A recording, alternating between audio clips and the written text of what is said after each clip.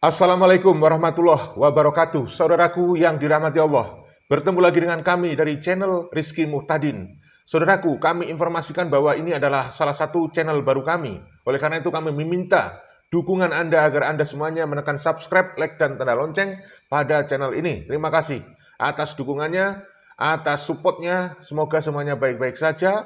Kami sampaikan selamat menjalankan ibadah berpuasa bagi yang menjalankannya. Semoga semuanya amal ibadah Anda diterima oleh Allah Subhanahu wa taala. Semoga semuanya diberikan kesehatan lahir dan batin, diberikan keselamatan baik di dunia maupun di akhirat. Saudaraku yang dirahmati Allah, ada sejumlah informasi yang kami ingin sampaikan pada kesempatan kali ini. Pertama, terkait kondisi di dalam negeri. Ada sejumlah warung, mungkin ada ribuan warung, kantin di seluruh Indonesia itu dihantam oleh adanya program MBG, makan bergizi gratis. Dan juga ada Alfamart, Indomaret, sejumlah minimarket dihantam adanya koperasi merah putih.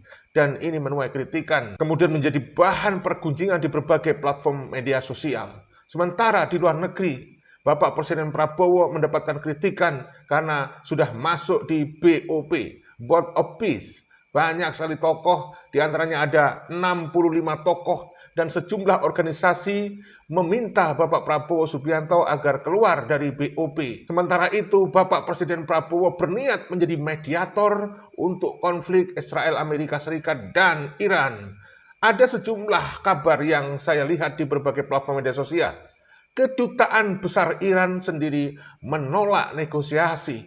Dan ada berita yang berspekulasi bahwa Panglima perang dari Israel itu juga sudah memperingatkan kepada bangsa-bangsa yang ada di dunia ini agar tidak ikut campur antara konflik Iran dan Israel. Dan juga ada dugaan bahwa Arab Saudi diseret-seret oleh Israel. Ada dugaan yang menghantam kilang minyak di Arab Saudi sebenarnya bukan Iran, tetapi Israel, supaya Arab Saudi terbawa dalam konflik Iran dan Israel. Kalau ini benar, maka sangat memprihatinkan. Maka dari itu ke depannya kita berharap semoga persoalan ini segera mereda. Karena konflik Iran dan Israel juga Amerika membawa dampak langsung maupun tidak langsung kepada negara kita. Di antaranya adalah harga bahan bakar minyak. Harga bahan bakar minyak tentu akan terpengaruh. Beberapa waktu yang akan datang akan naik seiring dengan konstelasi konflik yang ada di Timur Tengah. Karena kita tahu Timur Tengah salah satu penyuplai minyak dunia. Saudaraku yang dirahmati Allah, pada video kemarin di channel ini kami sudah sampaikan bahwa Bapak Prabowo Subianto memanggil mantan Presiden Republik Indonesia. Ada sejumlah tokoh, misalnya adalah Bapak SBY, kemudian ada Bapak Jokowi, dan ada mantan Wakil Presiden yaitu Bapak Ma'ruf Amin, Bapak Yusuf Kalla. Di dalam momen itu ada konsolidasi dan membahas sejumlah isu-isu tersebut. Nah, kemudian banyak kritik dari situ. Kenapa Bapak Prabowo baru mengundang tokoh-tokoh itu? Kenapa sebelum dia masuk BOP tidak mengundang tokoh-tokoh itu untuk diserap aspirasinya, untuk dimintai pendapatnya? Nah, ini juga menjadi bahan pergunjingan di berbagai platform media sosial. Saudaraku yang dirahmati Allah, itu isu-isu yang semakin panas berkembang di berbagai platform media sosial. Langsung saja kita simak sejumlah berita terkait hal itu berikut ini. Sebuah pernyataan mengejutkan datang dari Panglima Militer Israel yang menimbulkan gelombang keprihatinan di Indonesia dan dunia. Mayor Jenderal Jacob Ariel Asyabi, Komandan Umum Batalion Infiltrasi Serangan Senyap Global, secara terbuka memperingatkan Indonesia agar tidak ikut campur dalam konflik Timur Tengah yang kini memanas antara Israel dan Iran. Dalam sebuah wawancara tertulis yang dikutip dari kantor berita Yerusalem Straight, Jenderal Asyabi menegaskan dengan nada tegas, "Orang kami sudah berada di mana-mana di Eropa, Asia, China, bahkan Afrika. Jadi, Indonesia sebaiknya fokus pada masalah domestiknya dan jangan mencampuri urusan kami." Ancaman itu bukan sekadar retorika. Ia menambahkan tekanan emosional dengan pernyataan yang memicu gejolak diplomasi. "Tolong jangan campuri urusan kami. Jika tidak, kami tidak segan-segan untuk menghentikan jantung ibu kota Anda." Kalimat itu terdengar sangat serius dan menggetarkan seakan menghadirkan imaji konfrontasi langsung dengan salah satu negara berpenduduk muslim terbesar di dunia. Saudaraku yang dirahmati Allah, saya akan membacakan berita terkait kedutaan besar Iran. Ya, ada berita bahwa Bapak Prabowo tawarkan mediasi. Duta besar Iran menyampaikan tidak ada negosiasi. Meski mengapresiasi niat mediasi Indonesia, namun Duta Besar Iran untuk Republik Indonesia menyampaikan tidak ada negosiasi dengan Amerika. Sementara itu banyak pakar menilai Indonesia tidak punya daya tawar dan berada dalam posisi dilematis. Kita tahu ya, harusnya Bapak Prabowo tidak masuk BOP kalau dia ingin menjadi juru runding dan menjadi mediator atau penengah. Itu menimbulkan tuduhan bahwa Bapak Prabowo posisinya tidak netral, saudaraku. Kedutaan Besar Iran menyampaikan, kami tentu menyampaikan apresiasi atas pesan dan kesiapan mediasi yang telah disampaikan oleh Indonesia. Tetapi bagi kami tidak ada negosiasi dengan negara yang melancarkan permusuhan dengan kami, yaitu Amerika Serikat. Pernyataan itu disampaikan oleh Muhammad Borour Jerdi, Duta Besar Republik Indonesia Iran untuk Indonesia, saat menanggapi kesiapan Indonesia untuk memediasi perang Amerika Serikat Israel dengan Iran. Dalam konferensi pers yang digelar usai wafatnya pemimpin tertinggi Iran, Ali Khamenei, dalam sebuah serangan yang dilancarkan Amerika Serikat Israel pada hari Senin 2 Maret tahun 2026. Ia menegaskan bahwa tidak ada jaminan Amerika Serikat patuh terhadap sebuah kesepakatan. Menurutnya saat ini mediasi sudah bukan lagi solusi. Wah, ini luar biasa sudah. Tekad besar dari Iran untuk melawan serangan Amerika Serikat, saudaraku yang dirahmati Allah. Kita tahu sebelumnya pemerintah Indonesia menyatakan kesiapan untuk bertolak ke Teheran, Iran, bila dibutuhkan untuk menjadi mediator konflik antara Amerika Serikat, Iran juga Israel. Melalui unggahan dari Kementerian Luar Negeri Republik Indonesia, pemerintah menyesalkan gagalnya perundingan Amerika Serikat-Iran yang berujung pada eskalasi militer. Dalam hal ini Indonesia juga mendorong seluruh pihak untuk menempuh jalur damai melalui dialog dan diplomasi. Pemerintah Indonesia dalam hal ini Presiden Republik Indonesia menyampaikan kesiapan untuk memfasilitasi dialog bagi terciptanya kembali kondisi keamanan yang kondusif. Ya, saya juga sangat mendukung kalau itu bisa, tetapi ternyata ditolak juga oleh pihak Iran. Saya juga mengapresiasi ya keinginan Bapak Prabowo Subianto untuk menjadi juru runding atau mediator. Saudaraku yang dirahmati Allah, kita sampaikan sejumlah video untuk hal ini. Silahkan disimak berikut ini. Tahukah kalian bahwa Amerika Serikat menghabiskan miliaran dolar untuk berperang dengan Korea, Irak, Uni Soviet, Vietnam, dan lain-lainnya. Tetapi Amerika Serikat tidak menghabiskan 1 sen dolar pun untuk menaklukkan Konoha. Karena pemimpin Konoha tidak punya power apa-apa.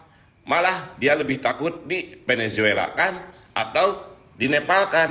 Jadi kalau kalian melihat pemimpin Konoha marah-marah di negaranya sendiri sambil gebrak-gebrak meja dan teriak-teriak, "Hei antek asing!"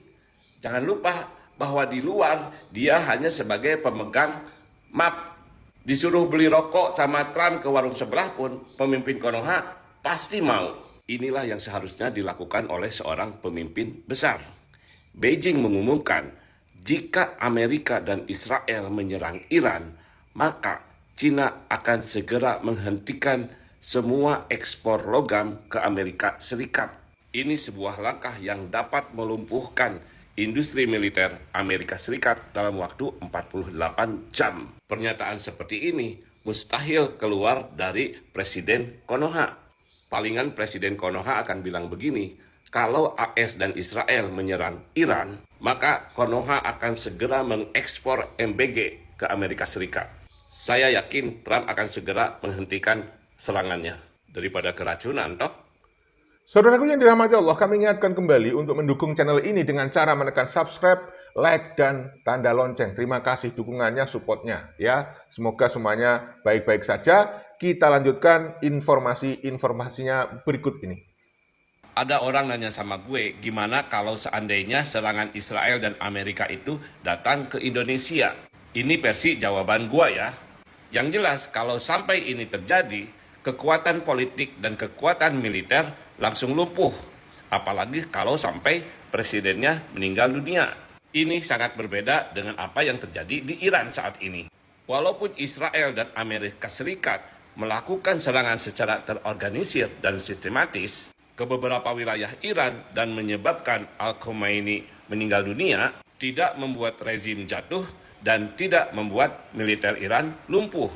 Justru Iran mampu melakukan serangan balasan yang merugikan dan berdampak luas. Kenapa Iran masih kuat? Salah satunya karena sistem kekuasaan Iran telah terasah dalam berbagai badai geopolitik selama beberapa dekade. Yang kedua, sistem militer Iran itu tidak sepenuhnya tergantung pada satu komando atau satu jenis senjata saja, tetapi tersebar luas, termasuk misil balistik yang sangat besar, juga terdistribusi. Lalu, bandingkan sendiri dengan di Indonesia.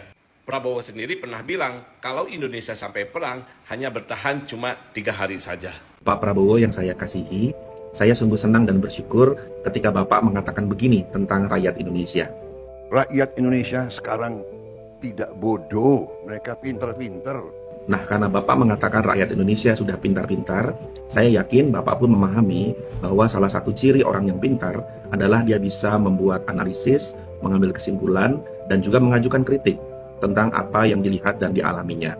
Misalnya, orang melihat dan mencermati menu MBG di berbagai tempat yang terlihat sangat jauh di bawah anggaran yang selama ini rakyat ketahui, sehingga mereka pun mengkritiknya. Atau orang melihat proyek strategis nasional di berbagai tempat, misalnya di Merauke, sangat berpotensi merusak alam dan sangat berpotensi pula menyingkirkan masyarakat adat, maka mereka pun menyampaikan kritik tentang itu. Mereka bukan musuh Bapak, mereka tidak membenci Bapak. Mereka adalah anak-anak negeri ini yang sangat mencintai negaranya. Mereka bukan orang-orang asing atau orang yang didanai asing. Mereka bukan antek-antek asing. Mereka menyampaikan kritiknya demi kemajuan yang lebih baik buat Indonesia. Juga karena mereka melihat ada potensi-potensi korupsi, potensi-potensi kerusakan alam, potensi-potensi diskriminasi terhadap rakyat bangsa ini. Jadi Pak Prabowo, saya mohon kepada Bapak, tolong orang-orang yang kritis jangan ditangkapi. Orang-orang yang kritis jangan disingkirkan. Orang-orang yang kritis jangan dihukum. Mereka adalah orang-orang yang mengasihi bangsa ini. Rangkulah mereka. Jika mereka memberikan kritik yang cukup tajam, saya percaya orang-orang pintar di pemerintahan Bapak bisa memilah mana kritik yang baik dan mana kritik yang tidak baik. Kritik yang baik bisa Bapak terima untuk perbaikan, dan kritik yang tidak baik, ya tidak perlu ditanggapi. Saya percaya ketika anak-anak bangsa dihargai, ketika orang-orang pintar juga diterima pendapatnya, maka Indonesia akan sungguh-sungguh bisa mencapai Indonesia emas. Tuhan memberkati Pak Prabowo. Demikianlah saudaraku sejumlah informasi yang kita bisa sampaikan. Semoga ada manfaat. Video ini dibuat untuk tujuan edukasi dan rekreasi. Semoga apa yang kita sampaikan ada hikmah. Mudah-mudahan bisa menghibur kalian semuanya. Mohon maaf kalau ada salah-salah kata. Salam persaudaraan, salam Pancasila Jaya, salam NKRI harga mati. Semoga tercapai perdamaian di seluruh dunia. Wassalamualaikum warahmatullahi wabarakatuh. Merdeka!